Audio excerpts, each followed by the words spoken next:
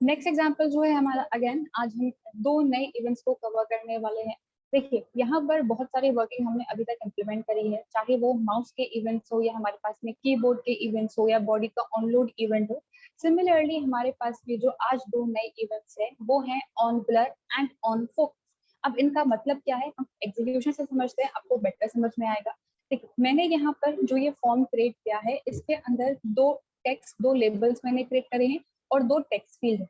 अब बेसिकली हमें working implement क्या करनी है, on blur and on focus. अब हमने बहुत पहले फॉर्म हैंडलिंग के पार्ट में फोकस नाम का एक मेथड कवर किया था, जो क्या कर रहा था, किसी भी एक पर्टिकुलर एलिमेंट को एक्टिव एलिमेंट बनाने का काम कर रहा है। तो सिमिलरली जैसे ही हम किसी एलिमेंट को एक्टिव एलिमेंट बनाते हैं, मतलब मैंने उस एलिमेंट पे कर्सर को प्लेस किया है, तो वैसे ही मुझे अगर कुछ काम करवाना है तो वो कहलाता है हमारा ऑन फोकस इवेंट। जैसे ही कोई एलिमेंट एक्टिव बना है वैसे ही वर्किंग इम्प्लीमेंट करवाना। और इसी का जस्ट ऑपोजिट होता है हमारे पास में ऑन ब्लर इवेंट।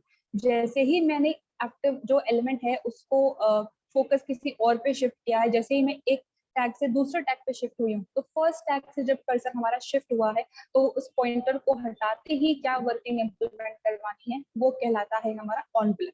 अब वर्किंग क्या है, देखिए यहाँ पे मैंने इनपुट यूजर से इनपुट लिया है, किसी तरीके का कोई बटन नहीं है, मुझे वैलिडेशन परफॉर्म नहीं करना, सिर्फ दो इवेंट्स है, on blur and on focus. कभी कभी ऐसा होता क्या है कि मैंने एक टेक्स्ट फील्ड के अंदर कुछ डेटा इनपुट किया, लाइक फॉर एग्जांपल मैंने ये जिया इनपुट किया। अब अगर मुझे इस डेटा को सेव करना है तो मैं यहाँ पे यूजर किसी भी तरीके से इनपुट कर सकता है, whether it's lower case, upper case या मिक्स कैरेक्टर्स। लेकिन जब हम किसी फाइल के अंदर डेटा को सेव करवाते हैं तो वो हमेशा प्रॉपर फॉर्मेट के अंदर सेव होता है। प्रॉपर फॉर्मेट मतलब title case, sentence case, upper case, lower case, कुछ ना कुछ फॉर्मेट तो वहाँ पे इम्प्लीमेंट हो ही रहा होगा। तो जैसे ही यूजर इनपुट करके नेक्स्ट टेक्स्ट फील्ड पे शिफ्ट हो, वैसे ही कुछ वर्किंग इम्प्लीमेंट हो जाए। मतलब मैंने यहाँ पे कुछ डेटा टाइप किया, अब इस टेक्स्ट बॉक्स से हम दूसरे टेक्स्ट बॉक्स पे शिफ्ट करेंगे, यानी कि करंट एलिमेंट से फोकस दूसरे एलिमेंट पे शिफ्ट हो जाएगा। तो जैसे ही ये एलिमेंट अपना फोकस लूज कर दे, वैसे ही हमें कुछ वर्किंग करवानी है, that is on blur event. अब जैसे ही मैं यहाँ पे इससे टेक्स्ट बॉक्स से जो मेरा कर्सर है, जो फोकस है, उसको शिफ्ट करूंगी, वैसे क्या होगा, जो भी टेक्स्ट मैंने यहाँ पे लिखा हुआ है वो अपर केस के अंदर कन्वर्ट हो जाए। तो जैसे ही मैंने टैब प्रेस किया या फिर मैंने दूसरे टेक्स्ट फील्ड पे क्लिक किया, तो देखिए यहाँ पे मैंने जो लोअर केस में जिया रखा था वो अब अपर केस में आ गया। तो जैसे ही फोकस लूज हो, वैसे ही कुछ काम करवाना हो तो ऑन ब्लर, और जैसे ही हम फोकस प्लेस करें वैसे ही कुछ काम करवाना हो तो ऑन फोकस। अब कोर्स के अंदर वर्किंग क्या है, यहाँ पे जो भी टेक्स्ट आएगा वो रेड कलर के अंदर डिस्प्ले होना चाहिए। तो आई एम श्योर आप सब लोगों को ये जो कर्सर है वो भी रेड कलर के अंदर ही ब्लिंक करता हुआ दिख रहा होगा। तो मैंने सिंपली यहाँ पे इस टेक्स्ट बॉक्स का जो फोरग्राउंड कलर है उसको चेंज किया। So these are the two events, on blur and on focus. अब वर्किंग बहुत सिंपल सी है, same as all the examples. HTML head, title, body tag को मैंने स्टार्ट किया है, टेक्स्ट है मेरा enter your name and enter your course. और इसके बाद मैंने यहाँ पे दो टेक्स्ट फील्ड्स को क्रिएट किया है, इनपुट टाइप टेक्स्ट जिसकी आईडी है txt नेम, और इस टेक्स्ट बॉक्स के ऑन ब्लर इवेंट पर मैंने कन्वर्ट अपर नाम के मेथड को कॉल करवाया। ऑन ब्लर मतलब जैसे ही इस टेक्स्ट बॉक्स से हम फोकस को शिफ्ट करेंगे, डॉक्यूमेंट पे कहीं भी और क्लिक कर देंगे, तो ये कन्वर्ट अपर नाम का मेथड जो है वो कॉल हो जाएगा। सिमिलरली नेक्स्ट वाला भी मैंने फिर से टेक्स्ट बॉक्स क्रिएट किया है, input type is equals to text, ID is equals to txt course, on focus is equals to change colour, और मैंने दिस कीवर्ड को काम भी लिया। ऑन फोकस का मतलब जैसे ही इस टेक्स्ट बॉक्स पे कर्सर को प्लेस करेंगे, जैसे ही इस पे क्लिक करेंगे, एक्टिव एलिमेंट बनाएंगे, वैसे ही यहाँ पे चेंज कलर नाम का मेथड कॉल हो जाएगा, और जिसे हमने यहाँ पे इस टेक्स्ट बॉक्स का रेफरेंस पास किया है यूजिंग दिस कीवर्ड। अब इन कंपोनेंट्स के क्रिएशन के बाद मैंने स्क्रिप्ट टैग को स्टार्ट किया है, और नेक्स्ट है मेरे दो मेथड्स। सबसे पहले है फंक्शन कन्वर्ट अपर। सिंपली क्या करना है, जो भी टेक्स्ट बॉक्स के अंदर डेटा इनपुट किया गया है उसे अपर केस में कन्वर्ट करवा के वापस टेक्स्ट बॉक्स में असाइन करवा देना। तो document dot get element by ID txt name dot value, तो txt नेम वाली टेक्स्ट फील्ड को मैंने एक्सेस किया है और उसकी वैल्यू को एक्सट्रैक्ट करके मैंने s नाम के वेरिएबल के अंदर स्टोर करवा दिया है। अब सिंपली नेक्स्ट स्टेटमेंट में मैंने इस s के अंदर जो भी डेटा है टू अपर केस मेथड की हेल्प से उसे अपर केस में कन्वर्ट किया, ऑल कैपिटल के अंदर कन्वर्ट किया, और u नाम के वेरिएबल के अंदर असाइन करवा दिया। अब सिंपली करना क्या है, जो ये अपर केस में टेक्स्ट है मुझे इसे वापस से टेक्स्ट बॉक्स के अंदर असाइन करवा देना। तो document dot get element by ID txt name dot value is equals to you. तो यहाँ पे टेक्स्ट बॉक्स की वैल्यू को अब हमने चेंज कर दिया है, अपर केस वाली वैल्यू से रिप्लेस करवा दिया। तो जैसे ही हम फोकस मूव करेंगे वैसे ही यहाँ पे वैल्यू गेट होगी और अपर केस में डेटा कन्वर्ट होके वापस से टेक्स्ट बॉक्स के अंदर असाइन हो जाएगी। नेक्स्ट है यहाँ पे चेंज कलर नाम का मेथड, जिसमें हमारे पास में जो टेक्स्ट फील्ड है उसका रेफरेंस आ रहा है। अब सिंपली मुझे क्या करना है, इस टेक्स्ट फील्ड के फॉन्ट कलर को चेंज कर देना है। तो फॉन्ट कलर के लिए हम यहाँ पे स्टाइल ऑब्जेक्ट को काम में ले सकते हैं, लेकिन स्टाइल ऑब्जेक्ट और कलर प्रॉपर्टी को यूज करने से पहले टेक्स्ट बॉक्स को एक्सेस भी तो करना पड़ेगा। उसके लिए मैंने यहाँ पे दिस कीवर्ड को काम में लिया है। दिस क्या करता है, जिस भी टैग के साथ हमने इस दिस कीवर्ड को काम में लिया है उसका रेफरेंस ये पास करने का काम करता है। तो document dot get element by ID को यूज करने की जरूरत नहीं, हम सिंपली यहाँ पे एक वेरिएबल लिखेंगे जो इस रेफरेंस को स्टोर करेगा और उस वेरिएबल के साथ हम काम में लेंगे dot style dot colour, style object की कलर प्रॉपर्टी। तो यहाँ पे जो टेक्स्ट बॉक्स के अंदर डेटा होगा उसका फोरग्राउंड कलर मैंने रेड सेट कर दिया। तो जैसे ही इस पे फोकस आएगा, जैसे ही इस पे टेक्स्ट बॉक्स पे यूजर क्लिक करेगा, वैसे ही foreground colour will be converted into red. तो ये है हमारे पास में next two events, that is on blur and on focus. अब एक बार फिर से इनका एग्जीक्यूशन देख लेते हैं, राइट। तो यहाँ पे मैंने फिर से कुछ नेम इनपुट किया है, लेट्स जस्ट से कि मैं यहाँ पे मिक्स के अंदर स्ट्रिंग को इनपुट कर रही हूँ। अब जैसे ही सेकेंड वाले टेक्स्ट बॉक्स में क्लिक करूंगी, ऑन ब्लर यहाँ पे हमारा कॉल हो जाएगा जो इवेंट है, और फिर फंक्शन के अकॉर्डिंग यहाँ पे अपर केस पे कन्वर्जन हो जाएगा। देखिए जैसे मैंने यहाँ पे क्लिक किया है, जो टेक्स्ट है यहाँ पे वो अपर केस के अंदर कन्वर्ट हो गया। अब यहाँ पे कोड्स के साथ में मैंने ऑन फोकस कॉल करना है, मतलब जैसे ही इसको एक्टिव एलिमेंट बनाऊं वैसे ही चेंज कलर कॉल हो जाए। तो देखिए यहाँ पे कर्सर जो है वो रेड कलर के अंदर आ रहा है, तो हम यहाँ पे कुछ भी डेटा अगर टाइप करेंगे तो वो रेड कलर के अंदर आएगा। तो कर्सर आते ही या कर्सर को यूज करते ही कुछ भी काम करवाना हो तो we can use on blur and on focus events. अब किसी को भी इस एग्जांपल में कुछ कंफ्यूजन?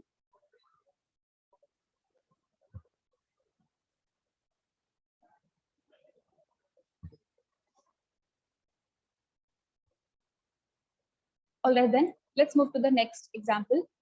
नेक्स्ट एग्जांपल हमारा है माउस डाउन इवेंट का। देखिए माउस से रिलेटेड हमने बहुत सारे इवेंट्स कवर किए हैं, चाहे हमारे पास में ऑन क्लिक हो, ऑन डबल क्लिक हो, ऑन माउस ओवर हो, ऑन माउस आउट हो, ऑन माउस मूव हो, बहुत सारी वर्किंग हम लोगों ने इम्प्लीमेंट करी।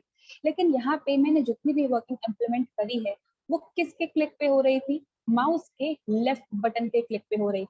अगर मैं ऑन क्लिक को काम में लेती हूँ, मतलब लेफ्ट वाला जो बटन है उसे हमने एक बार प्रेस किया। अगर मैं ऑन डीबीएल यानी कि डबल क्लिक को काम में ले रही हूँ तो मैंने यहाँ पे माउस के ही लेफ्ट बटन को 2 बार क्लिक किया। Similarly mouse over, mouse out या माउस मूव की अगर हम बात करते हैं तो हम क्लिक नहीं कर रहे थे, सिर्फ माउस को प्लेस कर रहे थे।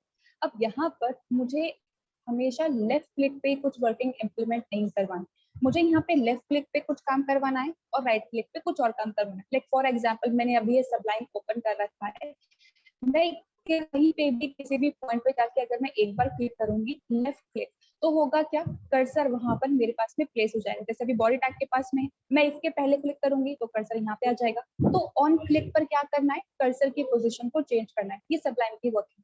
लेकिन अगर मैं यहाँ पे डबल क्लिक कर दूं, किसी भी लाइन के पहले मैं डबल क्लिक करूंगी तो क्या होगा, पूरी लाइन मेरी सेलेक्ट हो जाती है, पूरा जो वर्ड है वो मेरा सेलेक्ट हो जाता है। तो अब डबल क्लिक पे यहाँ पे कुछ और वर्किंग इन्होंने एसोसिएट करवा रखी है। सिमिलरली अगर मैं यहाँ पे राइट बटन पे क्लिक करती हूँ तो मेरे पास में एक छोटा सा पॉपअप मेन्यू निकल के आ जाता है। तो हर यहाँ पे इवेंट जो मैं अकर कर रही हूँ उसके साथ में अलग अलग फंक्शनलिटी यहाँ पे अप्लाई की हुई।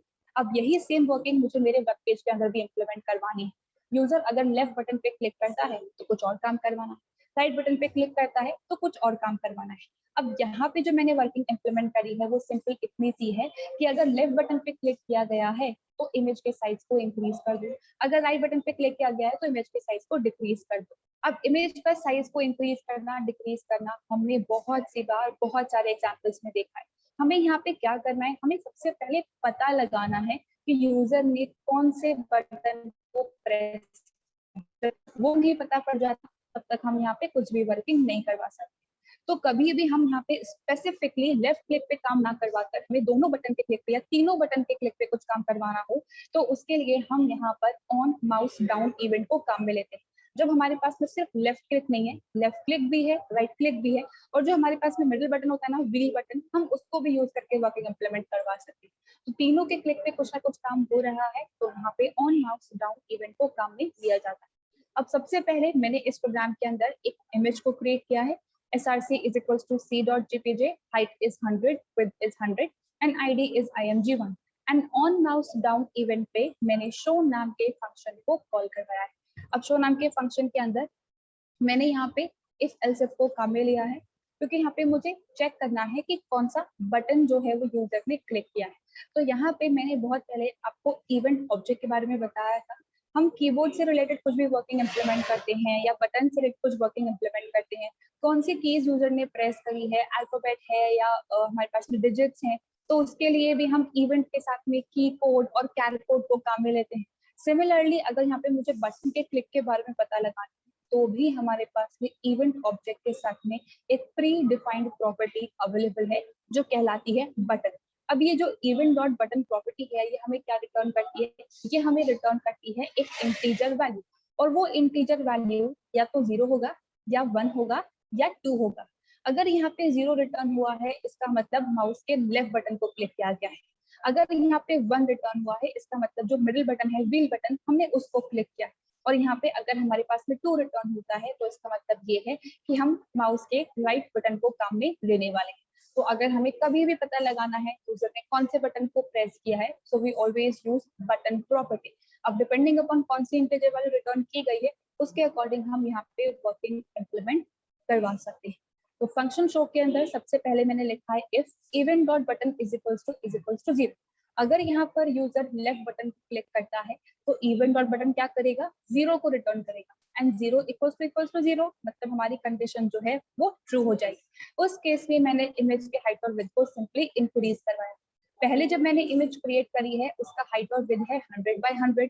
तो अब मैंने यहाँ पे सिंपली पहले इमेज को एक्सेस किया है, document dot get element by ID img1 dot height is equals to 200 and dot width is equals to 200। तो यहाँ पे जो 100 by 100 साइज सेट था वो अब 200 by 200 साइज सेट हो जाएगा। सिमिलरली राइट बटन के क्लिक पे भी कुछ काम करवाना है तो मैंने यहाँ पे चेक किया है else if event dot button is equals to 2। तो अगर राइट क्लिक किया गया है तो ये event dot button property 2 return करेगी एंड 2 is equals to 2, फिर से कंडीशन हमारी ट्रू हो जाएगी। उस केस में मैंने इस इमेज के साइज को सिंपली डिक्रीज करवाया। तो document dot get element by ID img1 dot height is equals to 50 and dot width is equals to 50। तो यहाँ पे सिंपली लेफ्ट बटन के क्लिक पे साइज इंक्रीज होगा और राइट बटन के क्लिक पे साइज डिक्रीज होगा। सिमिलरली अगर मुझे व्हील बटन के क्लिक पे कुछ काम करवाना हो तो event dot button is equals to 1 लिख के भी हम वर्किंग इंप्लीमेंट करवा सकते हैं। अब एक बार हम इसका एग्जीक्यूशन देख लेते हैं। सबसे पहले मैंने यहाँ पे इमेज क्रिएट करी है 100 बाय 100 इसका साइज। जैसे ही मैं लेफ्ट बटन पे क्लिक करूंगी देखिए साइज जो है इसका वो इंक्रीज हो गया है, और जैसे ही मैं यहाँ पे राइट बटन पे क्लिक करूंगी तो देखिए यहाँ पर इसका साइज जो है वो डिक्रीज हो गया। फिर से लेफ्ट बटन पे क्लिक किया साइज इंक्रीज, फिर से राइट बटन पे क्लिक किया साइज डिक्रीज। तो लेफ्ट बटन और राइट बटन के क्लिक पे अगर हमें कुछ काम करवाना हो we can use event object and button property. और जो इवेंट यहाँ पे हमारे पास में काम आएगा that is on mouse down. जैसे जैसे हम माउस को क्लिक करते जा रहे हैं, अब ये नहीं पता लगा है कि क्या क्लिक होने वाला है, बस माउस पे हम क्लिक करने वाले हैं।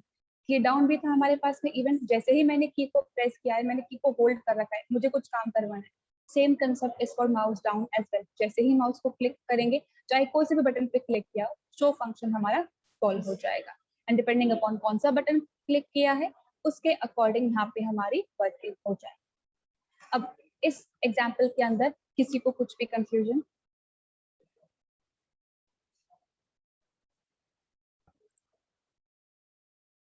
ना, देखिए लगभग जितने भी हमारे पास में इवेंट और इवेंट हैंडलिंग का कंसेप्ट था वो लगभग सारा पार्ट हम लोगों ने कवर कर लिया है। हमारे पास में एक 2 ऑब्जेक्ट हमारे पास में बाकी है that is history and navigator. And सबसे इंपॉर्टेंट पार्ट थ्योरेटिकल एग्जाम के पॉइंट ऑफ व्यू से है हमारे पास में डॉक्यूमेंट ऑब्जेक्ट मॉडल। तो ये 3 चीजें बाकी हैं। इवेंट हैंडलिंग वाला पार्ट हमारा ऑलमोस्ट ओवर हो गया है।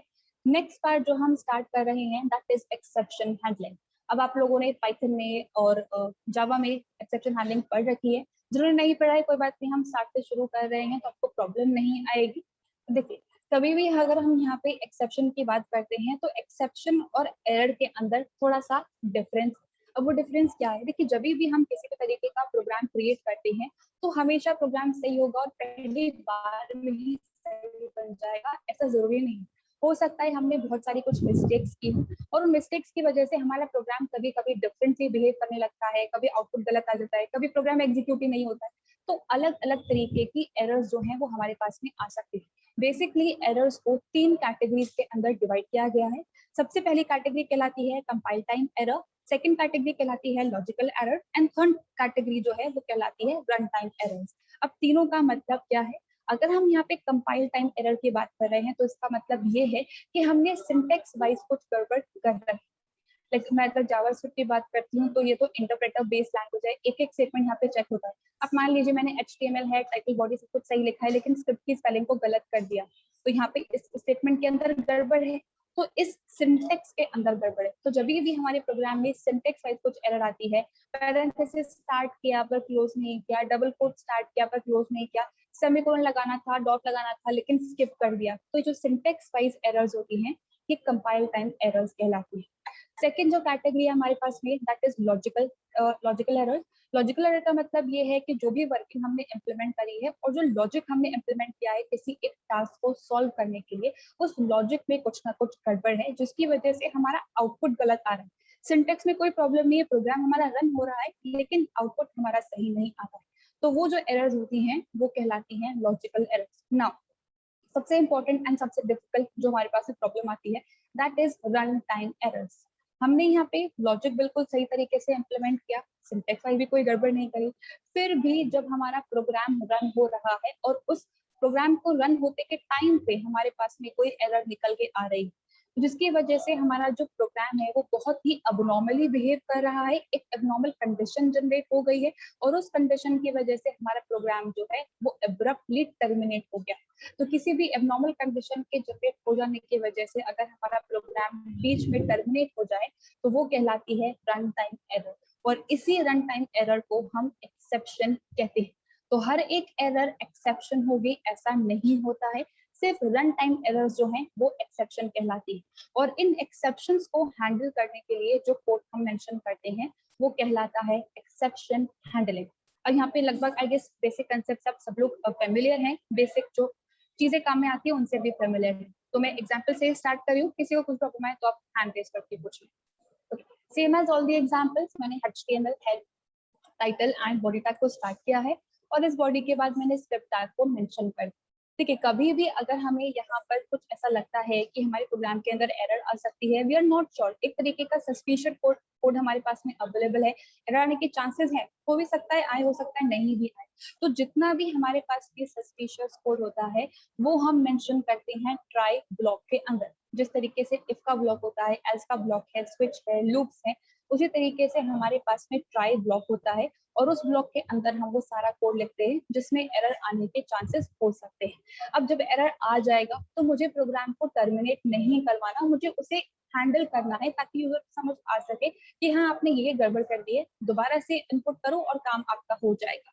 तो जब भी यहाँ पर इस ट्राई ब्लॉक के अंदर एरर आती है तो ये क्या करता है, उस रन टाइम एरर को, एक्सेप्शन को थ्रो कर देता है। अब सपोजिटली मैं आपकी तरफ कोई चीज थ्रो करूंगी तो आप उसे कैच करने का ट्राई करोगे ना, तो एग्जैक्टली में ट्राई ब्लॉक जो हमें एक्सेप्शन थ्रो करता है उसे हैंडल करने के लिए जो हमारा पॉइंटर है वो कहाँ पहुंच जाता है, कैच ब्लॉक के अंदर पहुंच जाता है। तो ट्राई ब्लॉक क्या करता है, एक्सेप्शन को कैच ब्लॉक के अंदर थ्रो कर देता है। अब जब भी कोई चीज यहाँ पर पास की जाती है तो उसे होल्ड करने के लिए हम कोई ना कोई वेरिएबल तो बनाते हैं, तो ट्राई ब्लॉक जो भी एक्सेप्शन यहाँ पे थ्रो करेगा उसे हम यहाँ पे स्टोर करवाते हैं कैच ब्लॉक के पैरेंथेसिस में एक वेरिएबल का नेम लिख के। अब ये जो वेरिएबल है ये कुछ भी हो सकता है, ABCD XYZ, मैंने यहाँ पे ERR नाम का एक वेरिएबल क्रिएट किया है और जो ये वेरिएबल है ये है हमारा एक्सेप्शन ऑब्जेक्ट। वो एक्सेप्शन ऑब्जेक्ट जो इंफॉर्मेशन स्टोर कर रहा है उस एक्सेप्शन की जो ट्राई ने हमें थ्रो किया है। अब यहाँ पर हर एक्सेप्शन की इंफॉर्मेशन हमें पता हो, हमें हर चीज सही तरीके से सब कुछ पता है ऐसा कोई जरूरी नहीं। इनफैक्ट अगर कभी कभी हम लोग कुछ गड़बड़ कर देते हैं, लाइक विंडोज के अंदर हम कोई फाइल एक्सेस कर रहे हैं, हमारे पास में राइट्स नहीं है तो सिर्फ एरर आ गई ऐसा नहीं होता है। एरर क्या है और क्यों एरर आ रही है ये सारे रीजन हमें बताए जाते हैं। तो ये रीजन अगर हमें यूजर को बताना है कि क्या गड़बड़ की है और किस वजह से ये आया है, तो उसके लिए हम इस एक्सेप्शन ऑब्जेक्ट की प्रॉपर्टीज को काम में ले सकते हैं। अब वो कौन कौन सी प्रॉपर्टीज है, दो प्रॉपर्टीज है, ERR.name एंड ERR.message। यहाँ पे एक्सेप्शन ऑब्जेक्ट तो ERR है, किसी भी ऑब्जेक्ट के साथ में मेथड या प्रॉपर्टी को काम में लेना है तो डॉट ऑपरेटर और फिर उस प्रॉपर्टी और मेथड का नाम हम लिखते हैं। तो नेम प्रॉपर्टी जो है वो क्या करता है, वो हमें एक्सेप्शन का नाम बताता है कि किस टाइप की एरर हमारे पास में निकल के आई है। अब हो सकता है कि हमें नाम समझ में ही ना आए या हर एक टेक्निकल वर्ड से हम फेमिलियर ही ना हो, तो हमें पूरा डिस्क्रिप्शन चाहिए कि किस वजह से एरर आई। तो हम यहाँ पे इस एक्सेप्शन ऑब्जेक्ट के साथ में मैसेज प्रॉपर्टी को काम में लेते हैं। तो जिस वजह से एरर आई है उसका कंप्लीट डिस्क्रिप्शन इस मैसेज प्रॉपर्टी के थ्रू आ जाता है। अब यहाँ पे जो मैंने वर्किंग इम्प्लीमेंट करवाई है उसमें क्या है, मैंने सिंपल ट्राई ब्लॉक के अंदर एक स्टेटमेंट लिखा है और मुझे लगता है कि इसके अंदर एरर आ सकती है। तो ट्राई ब्लॉक के अंदर मैंने लिखा है डॉक्यूमेंट डॉट राइट एंड से हेलो फॉलोड बाय पैरेंथेसिस। अब डॉक्यूमेंट डॉट राइट बिल्कुल सही है, पैरेंथेसिस बिल्कुल सही है। इस डॉक्यूमेंट डॉट राइट के अंदर मैंने से हेलो नाम का एक फंक्शन कॉल करवाया है।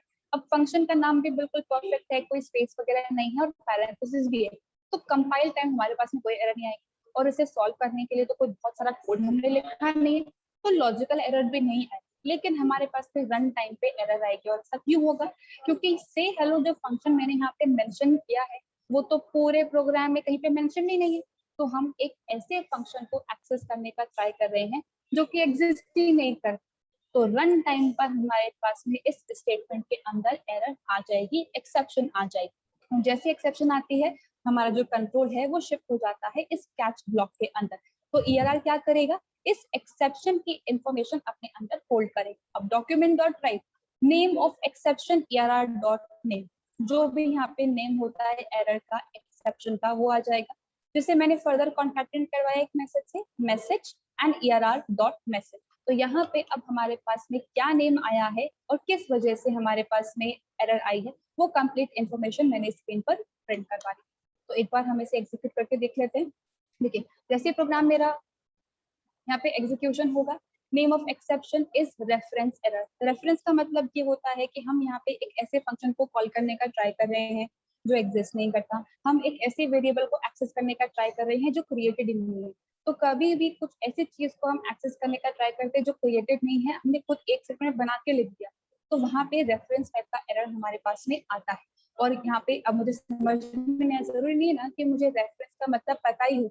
हम यहाँ पे रेफरेंस की अगर बात करते हैं तो मोस्ट ऑफ द लैंग्वेजेस में रेफरेंस का मतलब होता है मेमोरी एड्रेस पास करना। अब मेमोरी एड्रेस की बात यहाँ पे नहीं हो रही, तो मुझे तो नाम का मतलब समझ में नहीं आएगा। तो मैसेज से हेलो इज नॉट डिफाइंड, तो हमने कॉलिंग तो लिख दी लेकिन इसे डिफाइन नहीं किया, इस वजह से रन टाइम पर हमारे पास में एक एक्सेप्शन जनरेट हुई है। तो यहाँ पे एबनॉर्मली प्रोग्राम टर्मिनेट नहीं हो उसे हमने हैंडल किया है और प्रॉपर मैसेजेस यूजर को डिस्प्ले करवा दिए। So that's how you can implement exception handling in JavaScript. So this was the very first and simplest example. किसी को भी किसी भी पार्ट में कुछ भी confusion?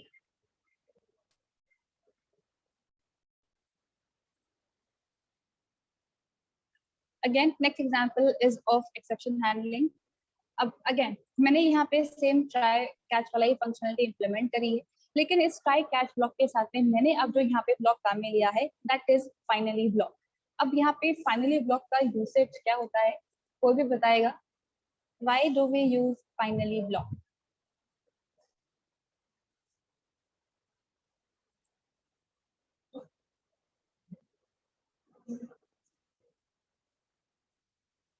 Now we were talking about finally block. देखिए यहाँ पे हर बार जब हम एक्सेप्शन हैंडलिंग इंप्लीमेंट करते हैं तो हर लैंग्वेज के अंदर कुछ ना कुछ न्यू कीवर्ड्स हो सकता है हो, वरना लगभग सेम ही रहते हैं। तो ट्राई और कैच तो हमेशा हर लैंग्वेज के अंदर सेम रहता है। दो जो नए कीवर्ड्स है हमारे पास में that is finally and throw. अब यहाँ पे थ्रो क्या है, कैसे काम करता है, वो तो हम नेक्स्ट एग्जाम्पल में देखेंगे। अभी हम बात कर रहे हैं फाइनली। देखिए चाहे मेरे प्रोग्राम के अंदर एरर आए या मेरे प्रोग्राम के अंदर एरर नहीं आए, दोनों केसेस में अगर हमें कुछ वर्किंग इम्प्लीमेंट करवानी है तो हम यहाँ पे फाइनली ब्लॉक को मेंशन करते हैं। मतलब अगर एरर आती है तो भी मुझे यहाँ पे कुछ काम करवाना है, अगर एरर नहीं आती है तो भी मुझे कुछ काम करवाना है, but this is not the actual correct answer. हम सिंपल टर्म्स में ऐसे कह देते हैं कि फाइनली का मतलब ये है। एक्चुअल आंसर जो है वो ये है कि फाइनली के अंदर हम यहाँ पे, जैसे कि अभी एक ने आंसर किया कि क्लीन अप टास्क परफॉर्म करने के लिए हम यहाँ पे फाइनली ब्लॉक को काम में लेते हैं।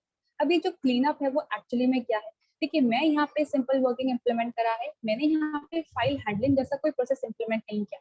मैंने यहाँ पे डेटाबेस कनेक्टिविटी जैसा कोई पार्ट इम्प्लीमेंट नहीं, लेकिन मान लीजिए कि मैं यहाँ पे डेटाबेस प्रोग्रामिंग कर रही होती।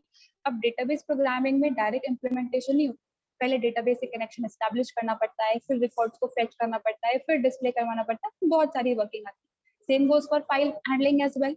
फाइल को पहले ओपन करना, अब रीड मोड में है, राइट मोड में है, अपेंड मोड में है, कंटेंट्स को रीड करना, डिस्प्ले करवाना, वर्किंग इम्प्लीमेंट करके फाइल के डेटा को चेंज करना, फिर उसे सेव करवाना, बहुत सारा टास्क। तो अगर यहाँ पे ट्राई के अंदर सारा कोड लिखा हुआ होगा और अगर एरर आ गई तो प्रोग्राम टर्मिनेट हो जाएगा। अगर यहाँ पे मैंने एक्सेप्शन को हैंडल करने के लिए कुछ कोड लिखा हुआ है तो हो सकता है कि कुछ केसेस में काम करे और हो सकता है एरर नहीं आए, लॉजिकल एरर हो तो भी यहाँ पे फिर गड़बड़ हो जाएगी। तो मुझे क्या करना है, चाहे एरर आए या नहीं आए रन टाइम पर, मुझे कुछ ना कुछ काम करवाना ही करवाना, उसे मेंशन करेंगे फाइनली के अंत। तो डेटाबेस कनेक्टिविटी जो मैंने एस्टैब्लिश की है, तो मुझे क्या करना होता है, एंड में डेटाबेस के कनेक्शन को क्लोज करवाना होता है। हर इंसान के पास में डेटाबेस को एक्सेस करने के राइट्स नहीं होते हैं, तो once the program is over, database connection को क्लोज करवा दो ताकि कोई और उस कनेक्शन को यूज करके चेंजेस इम्प्लीमेंट ना कर सके। Same goes for file as well. मैंने यहाँ पे फाइल को ओपन करके उसमें कुछ डेटा राइट करवाया, लेकिन जब तक हम फाइल को सेव करके क्लोज नहीं कर देते तब तक उसमें चेंजेस विजिबल नहीं होते। तो फाइल को क्लोज करने का जो कोड है वो भी हम इस फाइनली ब्लॉक के अंदर ही लिखते हैं। तो बेसिकली जितनी भी रिसोर्सेज हमने काम में ले रखी है, आउटर रिसोर्सेज हमने काम में ले रखी है, एक्सटर्नल रिसोर्सेज हमने काम में ले रखी है, उन सारी रिसोर्सेज को फ्री करने का काम हम इस फाइनली ब्लॉक के अंदर लिखते हैं। And that is the actual description जो आपको बोलना है अगर कभी भी आपसे पूछ लिया जाए तो, कि रिसोर्सेज को फ्री करने का काम हम यहाँ पे करते हैं। अब यहाँ पे जो प्रोग्राम है बहुत ही सिंपल सा है। मैंने ट्राई ब्लॉक के अंदर एक ए नाम का वेरिएबल क्रिएट किया है जो कि है मेरे पास में डेट टाइप का ऑब्जेक्ट। बेसिकली मुझे क्या करवाना है, करंटली अभी जो आवर्स हो रहे हैं मुझे उन्हें प्रिंट करवाना है। अभी करंट मेरे सिस्टम का टाइम क्या है, 12 आवर्स एंड 4 मिनट। तो यहाँ पे मुझे जो करंट आवर है दैट इज 12, वो प्रिंट करवाना है। अब यहाँ पे आप चाहो तो किसी भी तरीके का टाइम यूनिट का फंक्शन काम में ले सकते हो। तो यहाँ पे इन फंक्शंस को काम में लेने के लिए पहले डेट टाइप का ऑब्जेक्ट क्रिएट करना पड़ता है। तो where a is equals to new date, मैंने डेट टाइप का ऑब्जेक्ट बना लिया। अब इस ऑब्जेक्ट के अंदर क्या होता है, कंप्लीट डेट और टाइम की इंफॉर्मेशन आ जाती है। अब इस पूरी कंप्लीट इंफॉर्मेशन में से मुझे सिर्फ आर वाला पार्ट इंप्लीमेंट करना है। तो मैंने लिख दिया a डॉट गेट आर, जिसे मैंने h नाम के वेरिएबल के अंदर स्टोर करवा लिया। और उसके बाद मैंने यहाँ पे इस h को अलर्ट करवा लिया। अब हो सकता है कोई एरर आए और हो सकता है कोई एरर नहीं आए, लेकिन अगर एरर आ जाती है तो फिर मैंने यहाँ पे लिखा है कैच ब्लॉक कैच ERR, और अलर्ट करवाया है name of exception ERR dot name and message ERR dot message. तो अगर एक्सेप्शन आती है तो नेम के साथ में प्रॉपर डिस्क्रिप्शन हमारे पास में आ जाए। And either of the two ways, चाहे एरर आए या नहीं आए, फाइनली ब्लॉक में हमने लिखा है अलर्ट इन फाइनली ब्लॉक। अब इस प्रोग्राम के अंदर हमारे पास में एक्सेप्शन आएगी, और वो क्यों आएगी, क्योंकि मैंने यहाँ पे जो फंक्शन लिखा है दैट इज गेट आर, और गेट आर जैसा कोई मेथड नहीं होता है। जो मेथड हमारे पास में अवेलेबल होता है that is get RS, R के बाद एस भी आता है। तो यानी कि हमने यहाँ पे डेट टाइप का ऑब्जेक्ट तो सही तरीके से क्रिएट किया, लेकिन जो फंक्शन हमने काम में लिया है वो गलत। तो जब फंक्शन गलत काम में लेंगे तो वो गलत टाइप की वैल्यू रिटर्न करेगा, मतलब यहाँ पे वेरिएबल के अंदर सही डेटा नहीं आएगा, और सही डेटा नहीं आने पे हमारे पास में टाइप एरर नाम की एक्सेप्शन आ जाती है। तो जब एक्सेप्शन आ जाएगी तो कर्सर हमारा कहाँ शिफ्ट हो जाएगा, कैच ब्लॉक के अंदर, और कैच ब्लॉक के बाद हमारा फाइनली वाला स्टेटमेंट भी एग्जीक्यूट हो जाएगा। हम एक बार इसको एग्जीक्यूट करके देख लेते हैं। देखिए मैंने सारी चीजें अलर्ट करवाई हैं। तो यहाँ पे name of exception, type error and message a dot get R is not a function. यहाँ पे हमारे पास में एक्सेप्शन के नेम के साथ कंप्लीट डिस्क्रिप्शन आ गया है, और उसके बाद यहाँ पे इन फाइनली ब्लॉक। तो कुछ इस तरीके से फाइनली कीवर्ड जो है वो काम करता है। इस एग्जाम्पल के अंदर किसी को कुछ कंफ्यूजन?